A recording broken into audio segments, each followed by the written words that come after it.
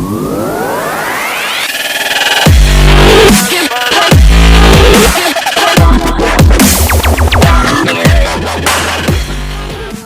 warahmatullahi wabarakatuh. Bismillahirrahmanirrahim. Allahumma sholli ala Sayyidina Muhammad wa ala ali Sayyidina Muhammad. Perkenalkan, nama saya Lutfia sebagai moderator dan pemateri yang kedua, dan teman saya Umar Marfu sebagai pemateri yang pertama. Sebelumnya, kami mengucapkan terima kasih kepada Bapak Purnama Putra SAKT MSI selaku pembimbing mata kuliah Auditing Perbankan Syariah atau Akuntansi Perbankan Syariah kedua. Baik, di sini kami akan memaparkan materi tentang auditing perbankan syariah terkait metode atau prosedur audit kepatuhan syariah. Baik, langsung saja kepada Umar Marfu sebagai pemateri yang pertama, dipersilakan untuk memaparkan materi.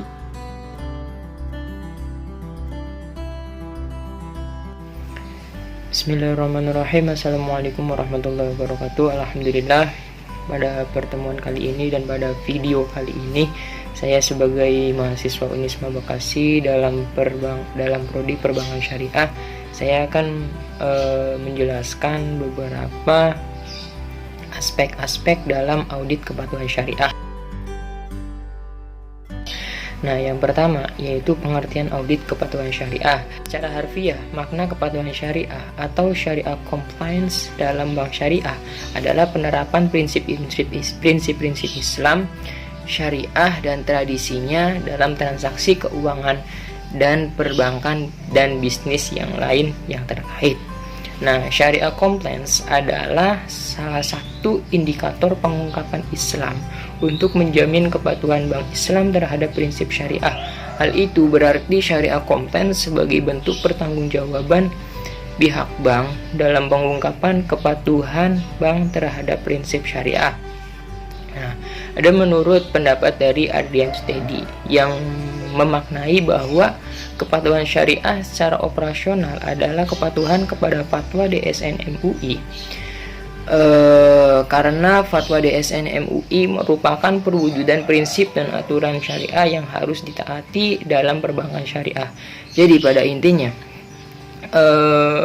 syariah compliance atau kepatuhan audit syariah itu bagaimana caranya segala kegiatan keuangan dalam perbankan syariah maupun yang lainnya itu harus mentaati dan menuruti sesuai fatwa DSN MUI yang telah ditetapkan.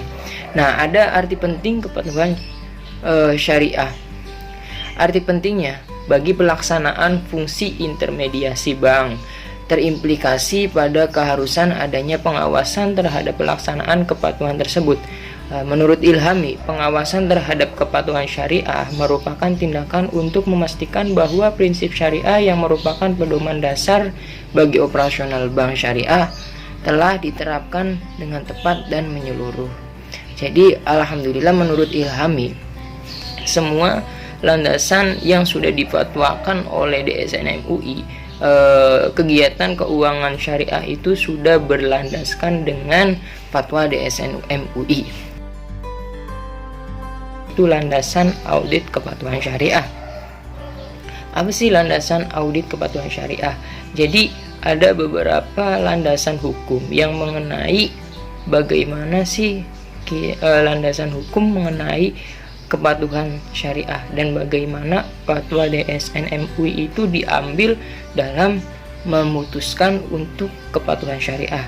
Nah, ini ada beberapa landasannya. Salah satu landasan yang pertama itu dari Quran surat Ali Imran ayat Ali Imran surat ketiga ayat 104 yang memiliki arti, dan hendaklah di antara kamu ada segolongan orang yang menyuruh kepada kebajikan, menyuruh berbuat yang ma'ruf dan mencegah dari yang mungkar, dan mereka itulah orang-orang yang beruntung.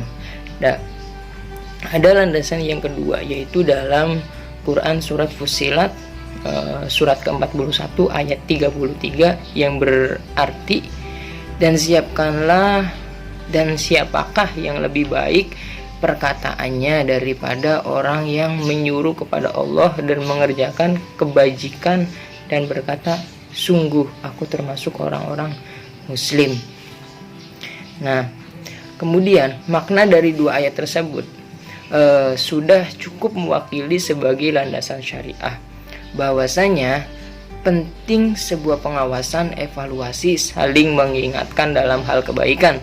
Adapun landasan hukum positif mengenai pengawasan terhadap Undang-Undang Nomor 10 Tahun 1998 tentang Perbankan, pasal 29 ayat 1 yang menyebutkan pembinaan dan pengawasan bank dilakukan oleh Bank Indonesia. Pengawasan yang dilakukan Bank Indonesia tersebut berlaku untuk bank konvensional maupun bank syariah. Jadi semua pengawasan dalam perbankan syariah itu berada pada naungan atau pengawasan BI, Bank Indonesia.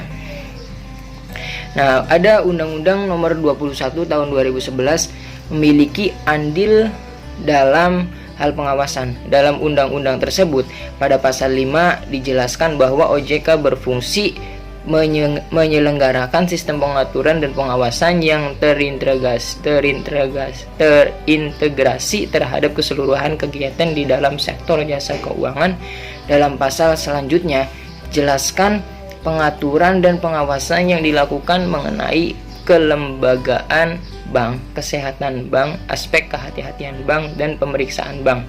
Selain Bank Indonesia dan OJK yang memiliki peran pengawasan lembaga keuangan di Indonesia, secara khusus peran pengawasan pada bank syariah dilakukan oleh DSN MUI dan Dewan Pengawas Syariah.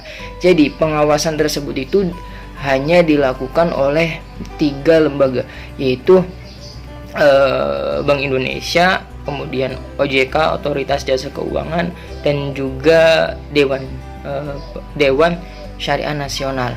Satu lagi ada lagi yaitu Dewan Pengawas Syariah. Nah, ini yang mengawasi segala kegiatan aspek kegiatan keuangan syariah. Nah, apa sih tugas daripada Dewan Pengawas Syariah? Jadi tugasnya, wewenang dan tanggung jawab antara lain memastikan dan mengawasi sesuai kegiatan operasional bank terhadap fatwa yang dikeluarkan oleh DSN MUI, menilai aspek syariah terhadap opini dari aspek syariah terhadap pelaksanaan operasional bank secara keseluruhan dalam laporan publikasi bank. Jadi pada intinya, kegiatan yang dilakukan atau tugas yang dilakukan oleh DPS atau Dewan Pengawas Syariah itu melihat kegiatan suatu bank dalam sebuah produknya untuk menilai bagaimana mereka menjalankan produk tersebut sesuai dengan fatwa DSN MUI. Nah, kemudian ini ada beberapa hasil laporan pengawas syariah memuat hal-hal berikut. Nah, yang pertama, hasil pengawasan atas kesesuaian kegiatan operasional bank terhadap fatwa yang dikeluarkan oleh DSN MUI. Tadi yang sudah saya sampaikan bahwasanya segala pengawasan itu, segala kegiatan operasional bank itu yang dilakukan itu harus sesuai dengan apa yang difatwakan oleh DSN MUI. Kedua, opini syariah atas pedoman operasional dan produk yang dikeluarkan oleh bank. Jadi segala produk yang dikeluarkan oleh bank itu harus mempunyai pedoman syariah. Kemudian hasil kajian atas produk dan jasa yang baru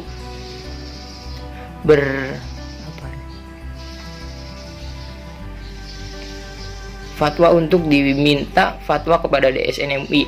Jadi ketika ada hasil atau kegiatan produk yang baru itu, ketika mau dijalankan produk tersebut harus ditanyakan terlebih dahulu dan harus dilaporkan terlebih dahulu untuk meminta fatwa daripada DSN MUI. Apabila DSN MUI belum mencari landasan hukumnya, jadi alangkah baiknya ketika bank mengeluarkan produk yang baru, itu khususnya bank syariah, itu harus menanyakan terlebih dahulu bagaimana kegiatan produk tersebut ketika dilakukan untuk masyarakat. Kemudian opini syariah atas pelaksanaan operasional bank secara keseluruhan dalam laporan publikasi bank. Jadi pelaksanaan operasional bank itu harus benar-benar berlandaskan syariah. Nah, ada beberapa rangka yang akan dijelaskan dalam konsep audit kepatuhan syariah. Nah, yang pertama saya akan menjelaskan mengenai fungsi daripada kepatuhan audit syariah. Dalam Peraturan Bank Indonesia atau BI nomor 13/2/PBI/2011 tentang pelaksanaan fungsi kepatuhan bank umum, pada bab 1 nomor 6 ditegaskan bahwa fungsi kepatuhan adalah serangkaian tindakan atau langkah-langkah yang bersifat extent atau preventif untuk memastikan bahwa kebijakan, ketentuan, sistem, dan prosedur serta kegiatan usaha yang dilakukan oleh bank telah sesuai dengan ketentuan Bank Indonesia dan peraturan perundang-undangan yang berlaku, termasuk prinsip syariah bagi bank umum syariah dan unit usaha syariah, serta memastikan kepatuhan bank terhadap komitmen yang dibuat oleh bank kepada Bank Indonesia dan atau otoritas pengawas lain yang berwenang. Nah, kemudian yang kedua dalam fungsinya itu ada hakikat fungsi kepatuhan audit syariah. Jadi hakikatnya itu yang pertama, pemenuhan seluruh prinsip syariah dalam semua kegiatan yang dilakukan sebagai wujud dan karakteristik lembaga termasuk lembaga bank syariah. Setiap lembaga keuangan syariah wajib memenuhi unsur kepatuhan terhadap prinsip syariah yang sudah ditetapkan. Jadi hakikat fungsinya itu untuk seluruh kegiatan usaha yang berkaitan dengan syariah itu harus benar-benar memenuhi dan mentaati segala fatwa-fatwa yang telah ditetapkan oleh DSN MUI, karena kegiatan tersebut berembel-embel atau berada di bawah nama atau usaha dengan atas dasar landasan syariah. Kemudian kedua, kepatuhan syariah bagi kelangsungan operasional bank syariah menurut pengawasan yang menyeluruh dan ketegasan dalam mengambil tindakan bagi ketidakpatuhan syariah yang dilakukan. Terus kemudian ketidakpatuhan terhadap unsur syariah dalam hal operasional ataupun peraturan yang telah ditetapkan mengakibatkan bank syariah kehilangan ciri khasnya sehingga dapat menurunkan kredibilitas entitas tersebut. Jadi dalam fungsi ketiga ini ketika suatu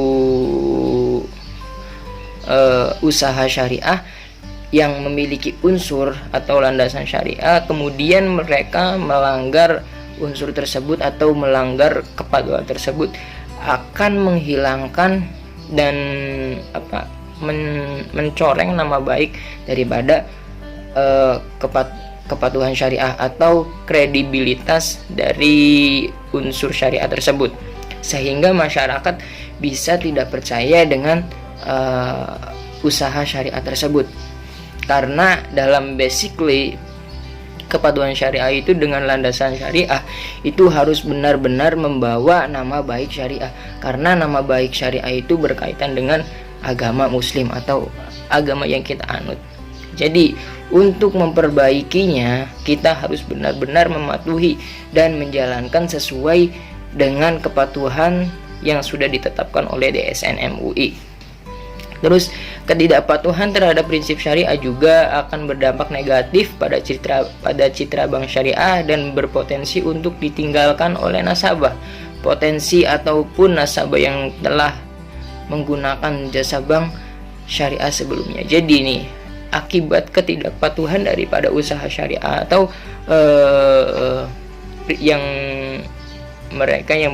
usaha yang berjalan dalam prinsip syariah, ketika mereka tidak patuh dengan fatwa DSN MUI sehingga akan bisa memutus hubungan atau memutus citra bagi para nasabah. gitu. Nah, kebutuhan audit sebagai kebutuhan pengawasan dan evaluasi adalah dalam pemeriksaan pembukuan keuangan secara berkala dengan pengujian efektivitas keluar masuknya uang dan penilaian kewajaran laporan yang dihasilkannya. Secara khusus, audit kepatuhan syariah dapat dimaknai sebagai proses untuk memastikan bahwa aktivitas yang dilakukan oleh institusi keuangan Islam tidak melanggar syariah atau pengujian kepatuhan syariah secara menyeluruh terhadap aktivitas bank syariah. Tujuan audit syariah adalah memastikan kesesuaian seluruh operasional bank dengan prinsip syariah dan aturan syariah yang digunakan sebagai pedoman bagi manajemen dalam mengoperasionalkan bank syariah. Jadi pada intinya, kepatuhan syariah ini atau audit syariah ini ketika sebuah instansi, misalkan bank itu menggunakan prinsip syariah, itu harus benar-benar menjalankan dan mentaati peraturan yang sudah ditetapkan oleh DSN MUI, sehingga ketika sudah mematuhi peraturan DSN MUI akan melancarkan kegiatannya tersebut sesuai dengan prinsip-prinsip Islam. Mungkin sekian dari saya, pembahasan dari saya.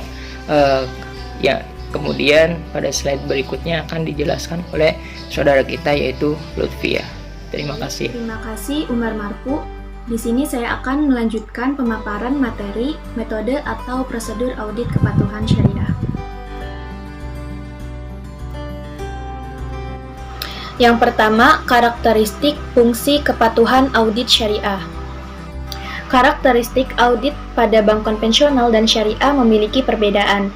Beberapa hal yang dilakukan pada audit bank syariah meliputi: yang pertama, pengungkapan kewajaran penyajian laporan keuangan dan unsur kepatuhan syariah. Yang kedua, pemeriksaan distribusi profit. Yang ketiga, pengakuan beban secara accrual basis. Yang dimaksud dengan accrual basis adalah pengakuan pencatatan beban pada periode saat terjadinya suatu transaksi. Kemudian yang keempat, pemeriksaan atas sumber dan penggunaan zakat. Yang kelima, memeriksa akunting dalam aspek produk, baik sumber dana maupun pembiayaan. Yang keenam, pengakuan pendapatan cash basis secara real. Yang dimaksud dengan cash basis adalah salah satu dasar atau metode dalam melakukan pencatatan akuntansi di mana perusahaan akan mengakui pendapatan pada saat kas benar-benar diterima secara tunai atau adanya penerimaan uang dan mengakui biaya diakui pada saat kas benar-benar dikeluarkan saat itu juga. Kemudian yang ketujuh, dalam hubungan dengan bank korespondensi depository, pengakuan pendapatan bagi hasil. Kemudian yang kedelapan, ada tidaknya transaksi yang mengandung unsur-unsur yang tidak sesuai dengan syariah. Urgensi audit kepatuhan syariah yaitu adanya kebutuhan untuk mengembangkan audit syariah yang berguna untuk memastikan efektivitas tujuan dari hukum kepatuhan terhadap prinsip syariah yang dapat memberikan kontribusi positif terhadap umat atau masyarakat pada umumnya. Kepercayaan publik di dalam kelembagaan keuangan syariah merupakan sesuatu hal yang penting.